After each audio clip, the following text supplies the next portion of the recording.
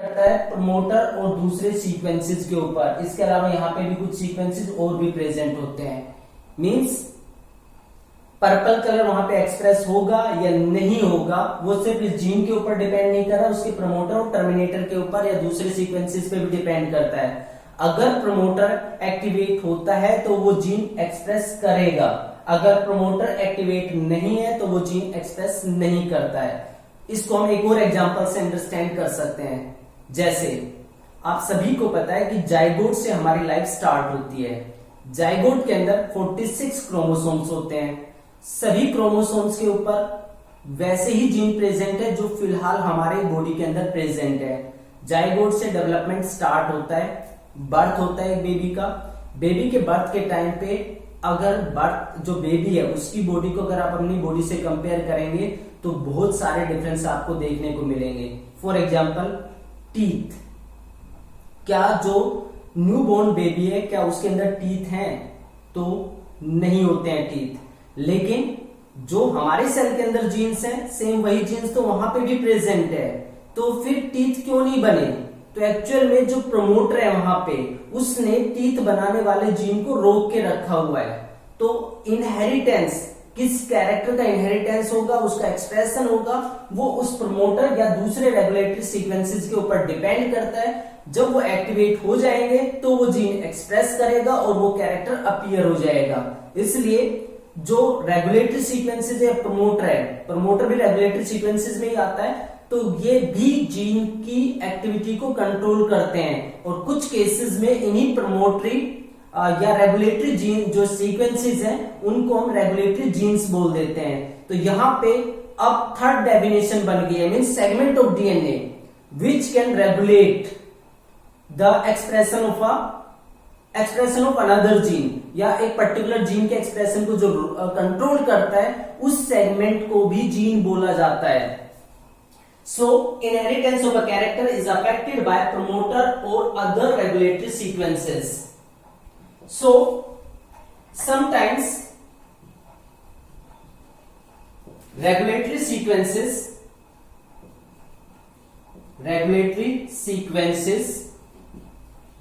are termed as regulatory genes. अब उन regulatory sequences को हम रेगुलेटरी जीन्स बोल सकते हैं। अब इस पूरे पैराग्राफ में जो हमने अभी डिस्कस किया है उसमें 3 तरह की डेफिनेशन बन के आती है। अब 3 तरह की डेफिनेशन के हिसाब से अगर हम कोई भी डेफिनेशन लिखते हैं तो फिर वो इनकरेक्ट हो जाएगी। अगर हम ये लिखते हैं अ segment of DNA that encode tRNA और आरआरएनए, तो ये कंप्लीट नहीं है क्योंकि वो एमआरएनए बना के पॉलीपेप्टाइड भी बना सकते जिसमें सिस्टोन वाली कॉन्सेप्ट आई थी। यानी कि second definition means a segment of DNA that encode a polypeptide, ये सेकंड डेफिनेशन है। लेकिन अगर सेकंड डेफिनेशन को सिर्फ लिखते हैं तो पहले वाला पार्ट छूट जाता है। उसके बाद थर्ड डेफिनेशन है अ सीक्वेंस और a segment of DNA that can control और regulate the expression of a gene that is known as regulatory gene और अ जीन, उसको भी हम जीन बोल सकते हैं। तो फिर यहाँ पे कोडिंग जो कर रहा है पॉलीपेप्टाइड के लिए और टीआरएनए आरआरएनए के लिए वो पार्ट छूट जाता है। तो तीनों में से किसी भी डेफिनेशन को कंप्लीट नहीं बोला जा सकता। तो फिर कंप्लीट डेफिनेशन जीन की क्या होगी? ये जो डेफिनेशन है ये यूनिवर्सल होती है और इसमें सारी चीजें इंक्लूड हो जाती है। So what is the final definition of the gene? The final definition of the gene that is a segment of DNA that can encode या that can code for any type of RNA or can encode a polypeptide or can act as regulatory sequence।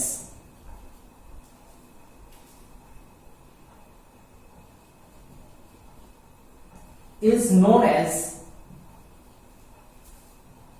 gene।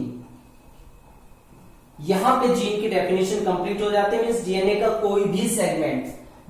कोई भी segment या तो वो RNA बनाता हो उसको भी जीन बोलेंगे, अगर वो पॉलीपेप्टाइड बनाता है तो उसको भी जीन बोलेंगे, और अगर वो रेगुलेशन में हेल्प करता है तो भी उसको जीन बोलेंगे।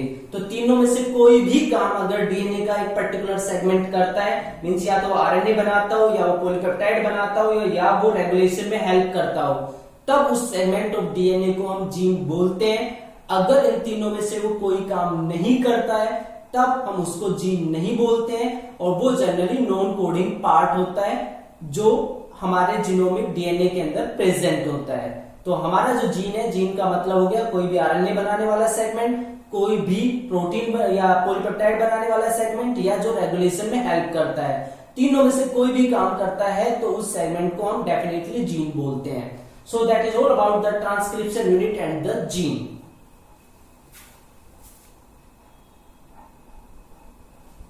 Now the next part is types of RNA. RNA के कितने टाइप्स होते हैं, क्योंकि आरएनए का जो रोल है वो डायरेक्टली ट्रांसक्रिप्शन से रिलेट करता है। Types of RNA,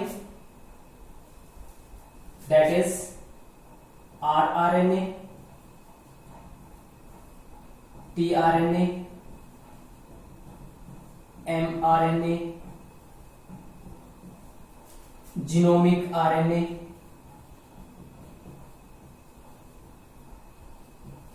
catalytic RNA,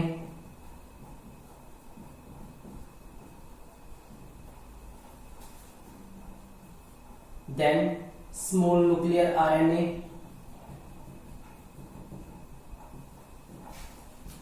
and small cytoplasmic RNA. So these are the various types of RNA which plays an important role in a particular type of reaction. Particular activity जो cell के अंदर carry out होती है उसमें इनका अपना specific role होता है. सबसे पहले स्टार्ट करते हैं आरआरएनए से. RRNA that is known as ribosomal RNA. इसको राइबोसोमल आरएनए बोलते हैं. That is the most abundant RNA found in a cell. Most abundant RNA found in a cell. एक सेल के अंदर सबसे ज्यादा अमाउंट में यही आरएनए प्रेजेंट होता है. That is about 70 to 80% of total RNA. एक सेल में जितना भी आरएनए होता है उसमें सबसे ज्यादा आरआरएनए यानी कि राइबोसोमल आरएनए सबसे ज्यादा अमाउंट में प्रेजेंट होता है. अब जो आरआरएनए है वो रोल क्या प्ले करता है, तो एक्चुअल में ये स्ट्रक्चरल और कैटालिटिक रोल प्ले करता है. इट प्लेज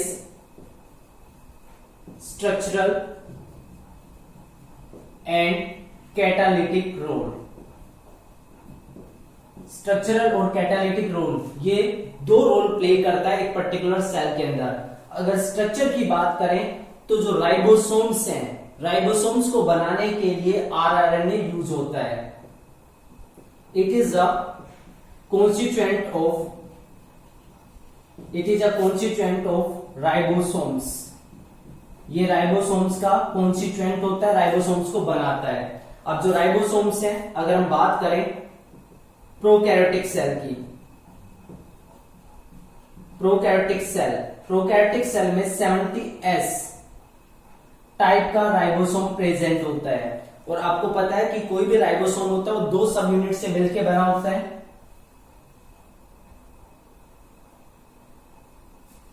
लार्ज सब यूनिट एंड स्मॉल सब यूनिट. लार्ज सब यूनिट एंड स्मॉल सब यूनिट. लार्ज सब यूनिट एंड स्मॉल सब यूनिट से मिलकर बना होता है. 70S टाइप जो राइबोसोम्स यहाँ पे प्रेजेंट होते हैं प्रोकैरियोटिक सेल में, उसमें 3 तरह के आरआरएनए प्रेजेंट होते हैं. 3 टाइप्स. अब वो 3 टाइप्स कौन कौन से हैं? इसमें आता है 23S, 16S और 5S. ये 3 तरह के राइबोसोमल आरएनए प्रेजेंट होते हैं प्रोकैरियोटिक सेल के अंदर. जो लार्ज सब यूनिट है ये बनी होती है 23S, और 5s, दो तरह के आरएनए मिलकर बनाते हैं लार्ज सब यूनिट को। स्मॉल सब यूनिट सिर्फ एक ही टाइप के आरआरएनए से बनी होती है, दैट इज द 16s। तो ये हो गया स्ट्रक्चरल रोल प्रोकैरियोटिक सेल के अंदर। अब बात करते हैं यूकैरियोटिक सेल की। यूकैरियोटिक सेल ये कंपोज होती है 80s type of ribosomes, means consist of 80s type of ribosomes. इसके अंदर जनरली साइटोप्लाज्म में प्रेजेंट होते हैं और ये 4 टाइप्स ऑफ आरआरएनए से बने होता है। 4 टाइप्स के आरआरएनए 80s टाइप के राइबोसोम्स को बनाते हैं। दोबारा से अगर इसकी बात करें तो ये भी 2 सब यूनिट से मिलकर बना होता है, लार्ज सब यूनिट एंड स्मॉल सब यूनिट। जो लार्ज सब यूनिट है इसके अंदर प्रेजेंट होते हैं,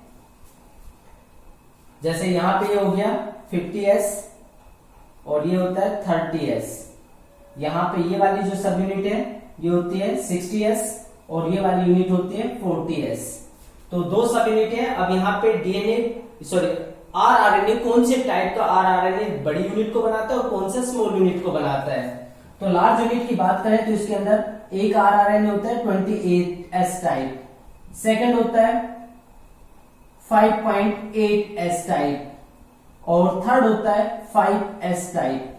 ये 3 तरह के आरआरएनए होते हैं जो लार्ज सब यूनिट को बनाते हैं। स्मॉल सब यूनिट को बनाने वाला जो आरआरएनए होता है वो होता है 18s। तो स्ट्रक्चरल रोल प्ले करता है आरआरएनए। उसके बाद आता है कैटालिटिक रोल। जैसे कैटालिटिक रोल की बात की जाए तो जैसे ये वाला जो पार्ट है 23s टाइप का जो आरआरएनए होता है जो प्रोकैरियोटिक सेल के अंदर होता है, that acts as ribozyme. Ribozyme का मतलब होता है when RNA acts as an enzyme. जब आरएनए एक एंजाइम की तरह रिएक्शन को कैटलाइज करता है तब उसको बोला जाता है राइबोजाइम। तो 23s टाइप का जो राइबोसोमल आरएनए है वो राइबोजाइम यानी कि एक एंजाइम की तरह काम कर सकता है, acts as an enzyme. So that is about the ribosomal RNA. RRNA means ribosomal RNA, that is the most abundant RNA found in a cell, that is 70 to 80%. Second, it plays structural and catalytic role. ये कुछ structure भी बनाता है cell में और catalytic role भी play करता है। ये कॉन्स्टिट्यूएंट होता है राइबोसोम्स का, यानी कि राइबोसोम्स को बनाने में हेल्प करता है। जैसे प्रोकैरियोटिक सेल में 70s टाइप राइबोसोम होता है। 70s टाइप राइबोसोम में ये 3 तरह के आरआरएनए जो उसकी पूरी सब यूनिट को या पूरे राइबोसोम को बनाते हैं, 23s, 16s and 5s। Eukaryotic cell के अंदर जो राइबोसोम होता है वो होता है 80s टाइप और 80s टाइप में 4 टाइप्स के आरआरएनए उसको बनाते हैं, 28s, 5.8s, 5s and 18s।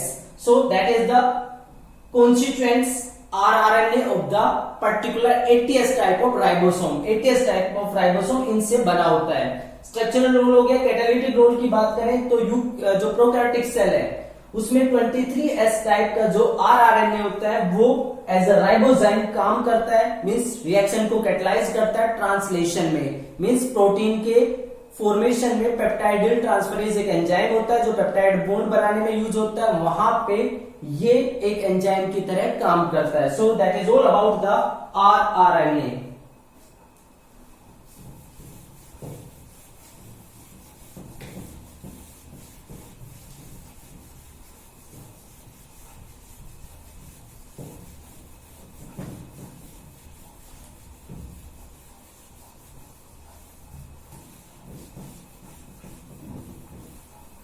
Now the next part is tRNA.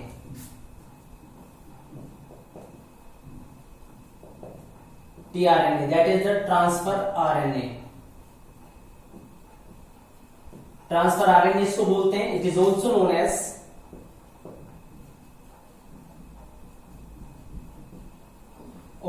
As soluble RNA. इसको सोल्यूबल आरएनए भी बोला जाता है। इसकी डिटेल हम बाद में भी स्टडी करेंगे, यहां पे मैं जस्ट ब्रीफ आपको इंट्रोडक्शन दे रहा हूं। Transfer RNA, it is about 15% of total RNA found in a cell. एक सेल में जितना भी आरएनए होता है उसका 15%, यानी कि सेकंड नंबर में जो मोस्ट अबंडेंट आरएनए होता है वो टीआरएनए होता है। It is composed of about 73 to 93 nucleotides. ये सबसे छोटा आरएनए होता है और इसके अंदर 73 से लेके 93 न्यूक्लियोटाइड्स तक प्रेजेंट होते हैं। इतने न्यूक्लियोटाइड से बना होता है। It has over 100 of types. ये 100 से भी ज्यादा तरह के टीआरएनए है जो साइटोप्लाज्म के अंदर प्रेजेंट होते हैं। जो टीआरएनए है वो अडेप्टर का काम करता है। It acts as an adapter. ये एक अडेप्टर का काम करता है, मीन्स एक साइड में जो एमआरएनए है उसके कोडोन को, जेनेटिक कोड को रीड करता है और दूसरी साइड से एक पर्टिकुलर एमिनो एसिड लेके आता है। तो ये अडेप्टर का काम करता है। So that is about the tRNA. Now the third one is mRNA, that is the messenger RNA. इसको हम मैसेंजर आरएनए बोलते हैं क्योंकि ये न्यूक्लियस के अंदर जो डीएनए है उसकी इंफॉर्मेशन को लेके साइटोप्लाज्म के अंदर आता है। It is also known as informational RNA. इसको इंफॉर्मेशनल आरएनए भी बोलते हैं क्योंकि इंफॉर्मेशन को लेके आता है। अबंडेंट की अगर हम बात करें तो 2 to 5% of total DNA, sorry total RNA. Cell के अंदर ये एमआरएनए प्रेजेंट होता है। एमआरएनए का वर्क क्या होता है? That encode for a polypeptide. ये एक पर्टिकुलर पॉलीपेप्टाइड को अनकोड करता है। Encode for a polypeptide. Polypeptide को अनकोड करने की यानी कि बनाने की सारी इंफॉर्मेशन इसके पास में प्रेजेंट होती है। So that is the mRNA, that is messenger RNA. Fourth type, that is the genomic RNA.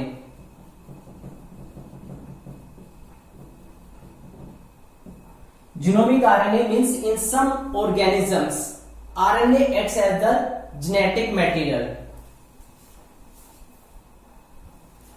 So in some organisms RNA acts as the genetic material. In some viruses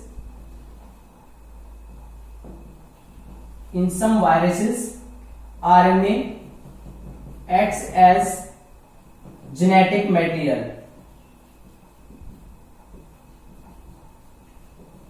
उसको हम बोलते हैं genomic RNA. Example single standard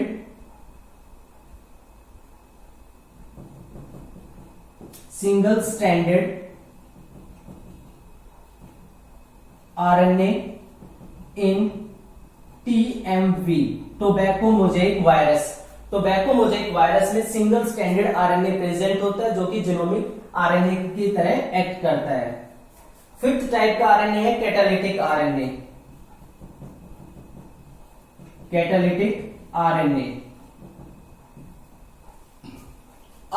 as a catalyst भी काम कर सकता है। जैसे मैंने अभी आपको बताया था कि जो प्रोकैरियोटिक सेल है उसमें 23S टाइप का ribosomal RNA catalytic activity bear करता है, मींस एज एंजाइम वो वर्क कर सकता है। इन सम ऑर्गेनिज्म और you can say in prokaryotic cell 23S rRNA acts as catalyst. तो वहां पे 23S जो rRNA है वो कैटालिटिक एक्टिविटी बियर करता है, इसलिए वो एज अ कैटालिटिक आरएनए काम करता है। उसके बाद आता है small nuclear RNA. Small nuclear RNA SNRNA इसको बोला जाता है। जो small nuclear RNA that is found freely present in the nucleus, found in the nucleus. ये न्यूक्लियस के अंदर प्रेजेंट होता है और जो इसका वर्क होता है that helps in splicing, RNA processing and mRNA processing. It helps in splicing, splicing आगे हम जाके पढ़ेंगे, ट्रांसक्रिप्शन के बाद ये कॉन्सेप्ट आते हैं, जिसमें अभी जैसे मैंने आपको स्प्लिट जीन बताया था जिसमें कोडिंग और नॉन कोडिंग पार्ट होते हैं, जो नॉन कोडिंग पार्ट है उसको हटाकर कोडिंग पार्ट को वापस जोड़ देना, उसको स्प्लाइसिंग बोलते हैं। तो वहां पे स्मॉल न्यूक्लियर आरएनए काफी इंपॉर्टेंट रोल प्ले करता है। इसके अलावा आरआरएनए एंड एमआरएनए प्रोसेसिंग, इनको भी चेंज करने में, इनके अंदर भी मॉडिफिकेशन लाने में जो एसएनआरएनए है वो वर्क करता है। अब बच गया last small cytoplasmic RNA.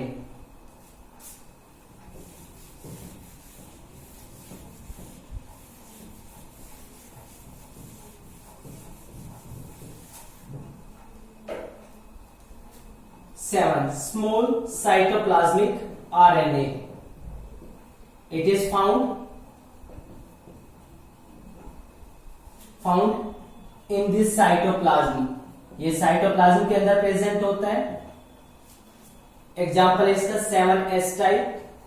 7S type का ये आरएनए होता है और ये हेल्प क्या करता है? Helps in binding of ribosomes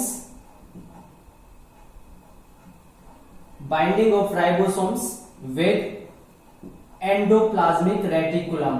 endoplasmic reticulum, जो रफ एंडोप्लाज्मिक रेटिकुलम है, वो रफ कैसे बनता है? जब राइबोसोम एंडोप्लाज्मिक रेटिकुलम की सरफेस पे जाके जुड़ जाते हैं तो राइबोसोम्स को एंडोप्लाज्मिक रेटिकुलम के साथ जुड़ने में साइटोप्लाज्मिक आरएनए, जो साइटोप्लाज्मिक आरएनए है वो हेल्प करता है, वो इसका फंक्शन होता है। So these are the various types of RNAs. अब इसमें जो जनरली या मेन आरएनए होते हैं वो 3 टाइप्स के हम स्टडी करते हैं, टीआरएनए, आरआरएनए एंड एमआरएनए। इन्हीं के चारों तरफ हमारी जो पूरी कॉन्सेप्ट है वो रोटेट करती है। बाकी जो आरआरएनए वो आपकी जनरल इंफॉर्मेशन के लिए या आपकी जो कॉन्सेप्ट है उसकी डेप्थ अंडरस्टैंडिंग के लिए इंपॉर्टेंट है। सो that is all about the various types of RNA.